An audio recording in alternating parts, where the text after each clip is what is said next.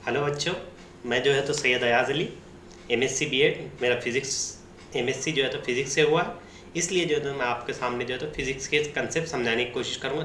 थोड़े थोड़े छोटे छोटे लेक्चर हुआ करेंगे और आपके सामने जो है तो फिज़िक्स से बेहतर बताने की कोशिश करूँगा, क्योंकि मैंने आमतौर पर देखा हूँ कि बच्चे जो है तो फिज़िक्स को मुश्किल सब्जेक्ट मानते हैं। तो मैंने सोचा कहीं ना कहीं आपकी जो है तो इस ताल्लुक से आपकी मदद करने की कोशिश करूँ।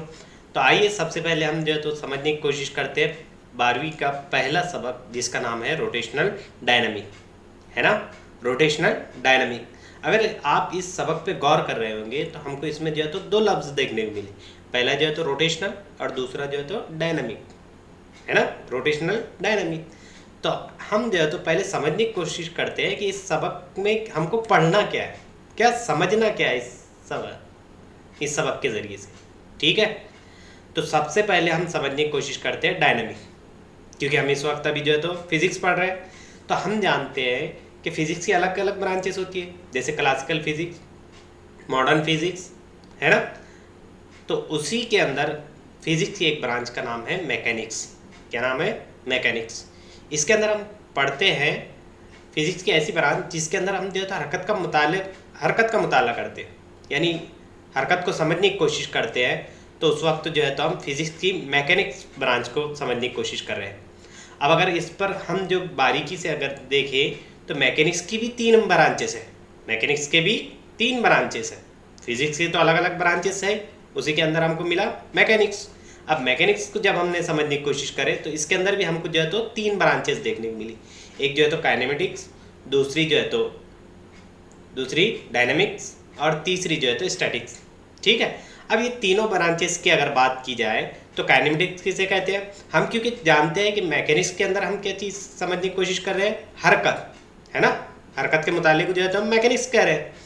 अब मैकेनिक्स के अंदर जो है तो सबसे पहली ब्रांच मिली हमको काइनेमेटिक्स, यानी कोई ऑब्जेक्ट जो है तो हरकत कर रहा है तो हरकत किस तरह से कर रहा है, मतलब यहाँ था फिर यहाँ से जो है तो कुछ देर के बाद उसने मकाम कैसे तब्दील करा, या उसको मकाम तब्दील करने के वास्ते कितना वक्त लगा, है ना। इस तरह की चीज़ें जब हम पढ़ रहे होते हैं तो उस वक्त जो है तो हम काइनेमेटिक्स पढ़ते हैं। ठीक है, मैकेनिक्स की ब्रांच है काइनेमेटिक्स, और मैकेनिक्स किसकी ब्रांच है? फिजिक्स की ब्रांच है।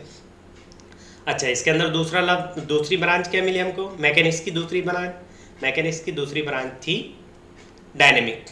और ये जो है तो हमारे फिजिक्स के जो 12वीं का पहला चैप्टर है ना, उसका भी नाम क्या है? Rotational dynamic. इसीलिए जो है तो हम इसको समझने की कोशिश करें। डायनेमिक बोले तो क्या, हम जानते हैं कि जब कोई ऑब्जेक्ट हरकत कर रहा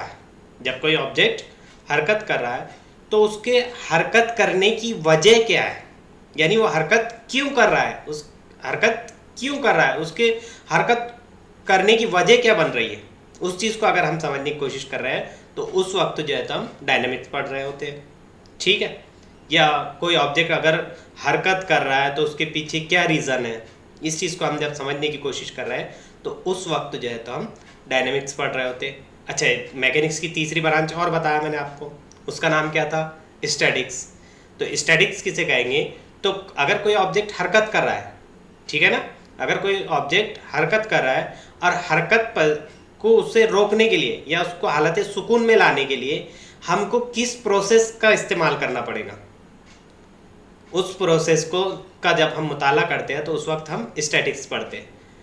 ठीक है, तो आपको जो है तो समझ में आ चुका होगा कि डायनेमिक किसे कहते हैं। अब जो है तो हम समझने की कोशिश करते हैं रोटेशनल, यानी अगर आपको खुले तौर पर कहा जाए तो आपके समझ में आ गया होगा इस चैप्टर का बेसिक कंसेप्ट कि हाँ यार, हम जो है तो इसमें कोई ऑब्जेक्ट जो है तो हरकत करेगा और उसके हरकत करने की वजह क्या है, उस चीज़ को अगर हम पढ़ेंगे तो उस वक्त हम जो है तो रोटेशनल डायनेमिक पढ़ेंगे।